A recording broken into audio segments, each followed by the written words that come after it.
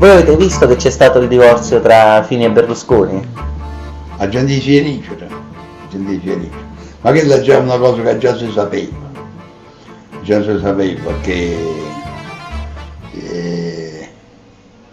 a Berlusconi ci piacciono assai le femmine, ci piace, chi è Bazziuso, sapete che è Bazziuso, no?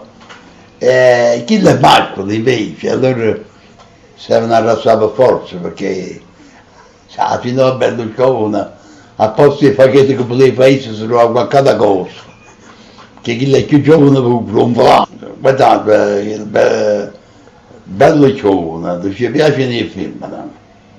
E allora che l'ha dato quell'altro signore, che il Fino, Berlusconi a posto di andare a finire che Varese, capito? Ho capito. Questo poteva succedere. Ma voi tra Berlusconi e Fini chi preferite? Io sono come un re. Il re. A me piace assai il re, guardate, Emanuele. E ma pure Emanuele Filiberto?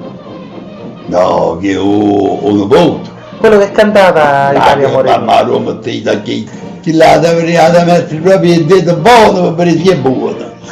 Ma morire di Dio. Ma tra Berlusconi e Fini, dovendo scegliere uno dei due? Guardate, per una parte si dessa a chi che ha detto prima, Berlusconi, perché chi ci piace le femmine, chi va pazzo per femmine.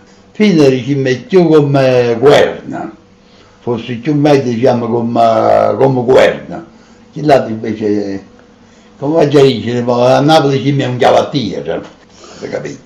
E quindi non va preso sul serio? No, siamo ripetuti, penso sulle femmine. Chi è come chi dicono di guardia, che basta che ci mettete una cacciottella anche loro andando, può buttare a rollo di tu.